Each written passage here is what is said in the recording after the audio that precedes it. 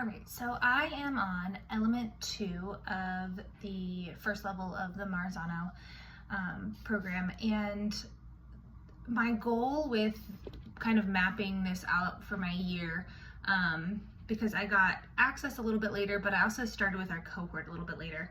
But anyways, my goal was to really take time through the survey process and really breaking down the 43 elements and both seeing how I scored on them, just kind of naturally going through them, and then taking time to really think about what was impacting my students the most and what I could really dig into practically shifting this school year.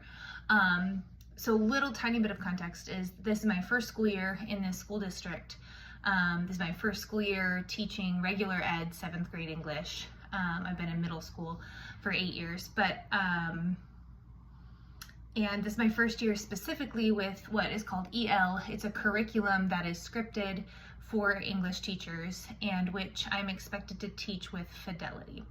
So that's kind of my context for all of this. So my 3 growth goals after going through all of the 43 elements, doing all those surveys and stuff like that, the ones that I chose based on that data, but also that practical piece is chunking, providing scales and rubrics, and providing opportunities for students to talk about themselves.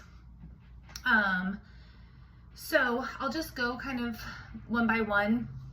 It's very similar to what's in my write-up, but with chunking, I think that when I hear teach with fidelity, I just was like, oh, I'm gonna teach these EL workbooks as is. And what I've noticed for my students, I don't think those workbooks are chunked very well. I have a slide in the morning so far that is like, has the learning target and then maybe like the expectation of the week and what's going on that day. It's an A day or a B day, what's going on in the school, things like that. And then I have some slides that connect, but the EL curriculum doesn't really have a ton of slides.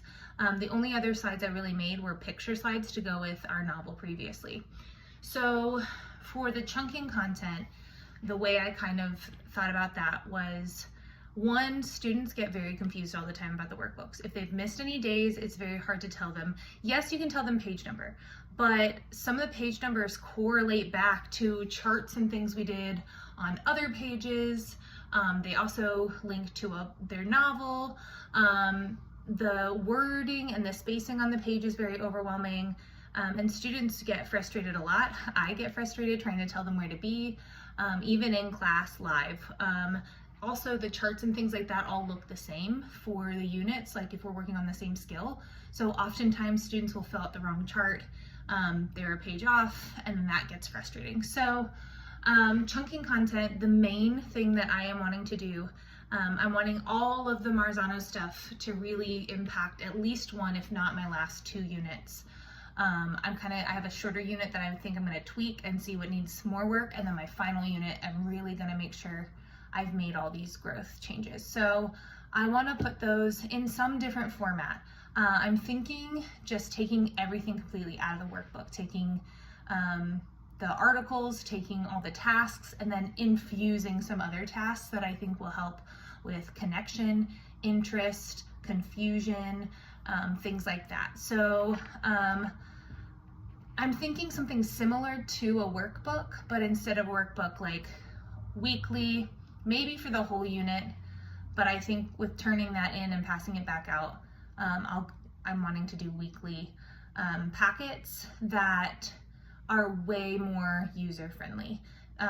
Break down very simple tasks that match slides. One thing when talking to students about some of the things that they are wanting and frustrated about, because I've been very open with them about this process, I think they kind of like that I'm in school while they're in school, but they want the slides, especially if there's writing, they want access to the slides on their computer. So my goal is to put the slides on the computer and to make some sort of unit or weekly packet that is way more chunked, and to give them a checklist. For some of my EC students, I want that to be like a physical written checklist. I might do that on the board. I might do a written checklist for all of them. but that's my main thing with the chunking, and then supplementing and replacing. Yeah, so I think that is the main thing. The chunking piece also had pre-assessment in there, and to be very honest, pre-assessment is just not something that I do a ton of. The units have like very informal, like kind of a starter activity, but I'm wanting to think of, at the end of this unit, what do I want every student to come out with? And I'm hoping that it's under 5 questions, 3 to 5 questions max. But then, yeah, so I'm working through the pre-assessment, and I really want them to evaluate their pre and post. So those are the 2 big things with my first growth goal. My second growth goal is providing scales and rubrics. This one, I think it's just like one of those practices as a teacher I've just not done. I feel like I'm like, of course my students know what they need to do. It's in the directions. I don't really remember getting scales and rubrics as the student. I just remember getting them back, maybe in college a little bit, but this one's really been like on my brain after I did the 43 elements. I really want kids to have checklists, which is like a rubric basically for all that we do.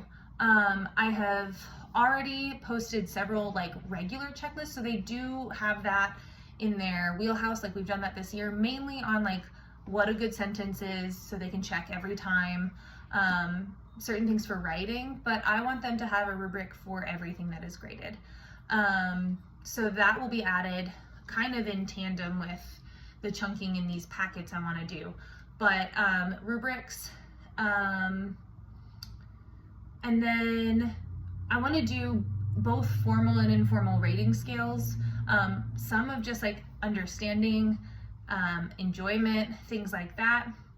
And then as we kind of are starting to imagine like moving towards EOGs, I would really like to talk to them about what proficiency is, because one thing that I know is very frustrating every year for a lot of students is that on our EOGs in North Carolina, if they are a 1 or a 2, it just says not proficient.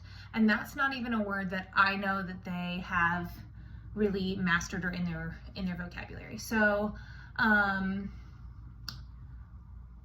would really like to break down what does it look like. And I think I want to do that based on their grades. Like I've been working on some slides for that as I've been planning some of this, and I think I want them to see that like truly an A is supposed to be like an extending, and proficient would be probably a C or a B. A lot of them are not used to that, and to be honest, because of some of the culture of ways parents react to anything less than a B, I think I tend to skew a little bit like A's and B's are a little more common than maybe they should be. But really talking to my students about the quality of their work and what does it look like to reach and extend, and then what does proficient mean, and then if we're not proficient, what does that look like? That is a big discussion that I'm trying to figure out. How do I break that down for 12-year-old minds? But at this point, I fill out rubrics for them because I do really like them to see where they lost points, and I give them verbal feedback. Oftentimes with my papers and things like that, they get a video response back, but I am excited to see how it goes providing them the rubric with everything. And then the self-actualization project, I'm like between 2 final ideas with that. Whatever I end up doing with that, I want that specifically to have a rubric, because there will be a bigger writing piece, it will be a bigger impact piece, just because of the nature of the project. So I definitely am leaning a little more on rubrics. I have not fully conceptualized the scales, but I've not done the part where I give it to students. My biggest concern is them kind of rushing through like things that are less points. I've wondered, do I put points on there? Do I just make it a checklist? But I am excited to see how that goes. I'm hoping that that's a positive change. I'm sure it will be. And then providing opportunities for students to talk about themselves. This was actually like one of those ones where on the survey, it wasn't my lowest, but it was lower than I expected, because the specific things that it broke down in that like self-rating scale was things that I don't do that often. And I think that made me sad, because I have high value in relationships with students, and I feel like we talk a lot, but I'm realizing because of that breakdown of skills that a lot of it's really, really informal. It tends to also be outside the classroom and like class change, lunch, things like that. And I'm coming from teaching experience where I had 80 minutes to now 60, and I feel this push to be like, okay, sit down, let's go. We got content to move through. And so this is something that I almost feel like I've regressed on in this school year, maybe versus the past. So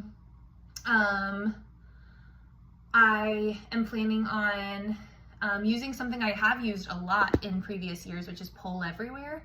And this just kind of, especially ideologically, can kind of like, where are my students when they're thinking about maybe the content of what we're about to read? I am gonna, like, I'm probably going to ask them, like, what is it that you want to see? But I know I've done, like, I want to do something informal and fun.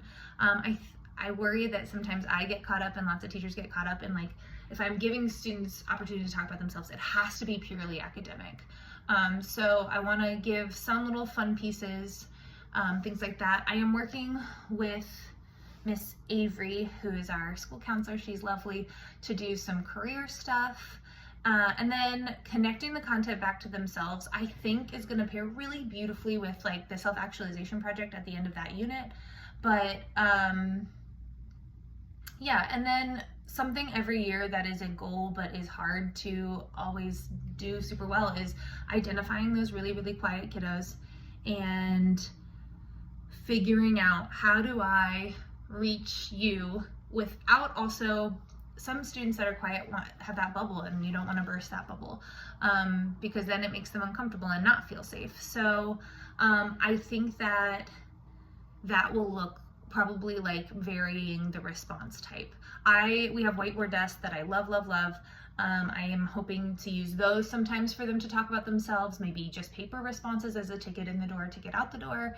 But that way I can kind of see those students interact, but they don't have to share in front of the class, because the same 5 or 6 kids are going to be like, I want to share, and share in front of the class. And oftentimes that wait time, or just the intensity of talking in front of 30 people will make me miss them. So I'm happy with the ones picked. I think that they will improve a lot. I think I am most excited to see the practical implications for changing the format of their learning, letting them have the power to grade it first, and then getting really, really intentional about both fun and meaningful conversations about themselves. So those are my 3 growth goals.